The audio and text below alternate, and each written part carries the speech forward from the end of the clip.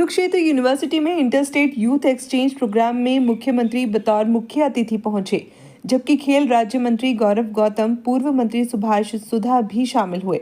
जबकि 24 राज्यों के 600 युवाओं ने लिया इस कार्यक्रम में हिस्सा। मुख्यमंत्री ने अपने संबोधन में कहा कि एक भारत श्रेष्ठ भारत इस कार्यक्रम की थीम है। मुख्यमंत्री ने कहा कि मैं हरियाणा का मुख्य सेवक होने के नाते आप सभी का दिल से स्वागत करता हूं। प्रतिभागियों को संबोधित करते हुए उन्होंने कहा कि आप सभी का खान पान रहन सहन अलग होगा, मगर एक बात सभी को जोड़ती है, वह भारतीय सबसे बड़ी पहचान है। 2 दिन बाद हमारी बहनों का पवित्र त्योहार तीज। मैं इन पर्वों की सभी को हार्दिक शुभकामनाएं देता हूं। हरियाणा सरकार में नौकरियां बिना पर्ची बिना खर्ची के देने का काम यह हमारी सरकार ने किया है। मैं यहाँ पर बहुत बहुत स्वागत करता हूँ, दिल से धन्यवाद भी करता हूँ, क्योंकि पिछले 3 दिनों से उन्होंने यहाँ पर रह कर के कुरुक्षेत्र में एक दूसरे की संस्कृति, एक दूसरे की भाषा और एक दूसरे के कल्चर, सांस्कृतिक को उसको समझने का और नज़दीक से जानने का इस प्रोग्राम के माध्यम से अवसर मिलता है।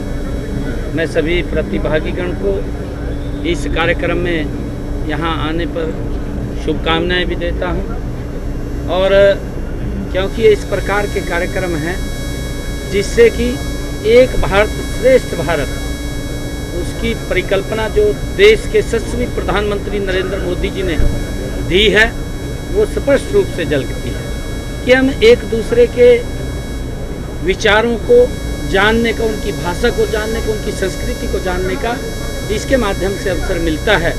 और अनेकता में एकता, क्योंकि ये भारत विविधताओं से ये भरा हुआ भारत है।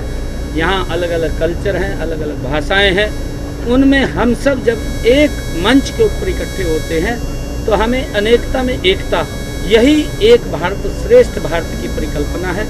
मैं इस कार्यक्रम में पधारे सभी युवा साथियों का बहुत बहुत स्वागत और धन्यवाद। भाजपा कार्यकर्ता के बेटे की हत्या हो गई है सफीदों में, आपके पुराने कार्यकर्ता थे भाजपा के और डॉक्टर भी हैं, उसको लेकर देखिए उसका सारा संज्ञान लिया जा रहा है, और जो भी विषय सामने आएगा और जो भी वो दोषी व्यक्ति हैं उनके खिलाफ कड़ी कार्रवाई की जाएगी।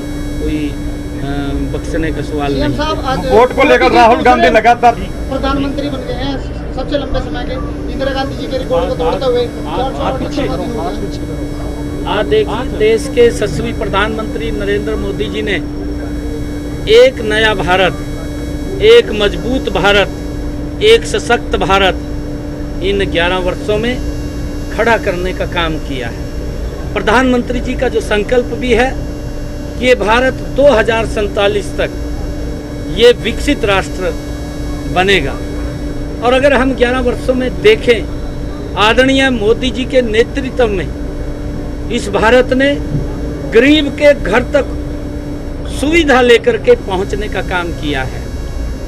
इन 11 वर्षों में नरेंद्र मोदी जी ने लोगों के जीवन को सरल सुगम करने का काम किया है। भारत माला के तहत देश को जोड़ने का काम आदरणीय मोदी जी ने किया है। और अगर हम देखें इन 11 वर्षों के अंदर 2014 से पहले ये भारत दुनिया की 11वीं आर्थिक शक्ति था, और वो भी हिचकोले ले रही थी। आदरणीय मोदी जी के नेतृत्व में और उनके कुशल मार्गदर्शन में ये दुनिया का चौथा आर्थिक मजबूत शक्ति में रूप में आकर के खड़ा हो गया है। आदरणीय प्रधानमंत्री जी का ये संकल्प भी है कि ये तीसरी आर्थिक शक्ति बनेगा, और उस दिशा में काम हो रहे हैं। मैं आदरणीय प्रधानमंत्री जी जो लगातार इस भारत को ऐसे व्यक्तित्व की आवश्यकता थी, आज़ादी के बाद नरेंद्र मोदी जी के रूप में जो भारत को मिला है, जिन्होंने भारत की तस्वीर बदलने का काम गति से कर रहे हैं। सर, बांग्लादेशी पकड़े गए गुरुग्राम में काफी संख्या में, आज उनको लेकर क्या कहेंगे? क्योंकि कांग्रेस की सवाल नहीं, देखिए जो बाहर से आए हुए इस प्रकार के लोग हैं, उनको वापस भेजने का काम हम कर रहे हैं। मैंने पहले भी ये बात कही थी, पीछे भी हमने इस बात को कहा था कि जो लोग बाहर से आकर के यहाँ पर रुके हुए हैं उन्हें वापस अपने देश जाना पड़ेगा। का एग्जाम है सर।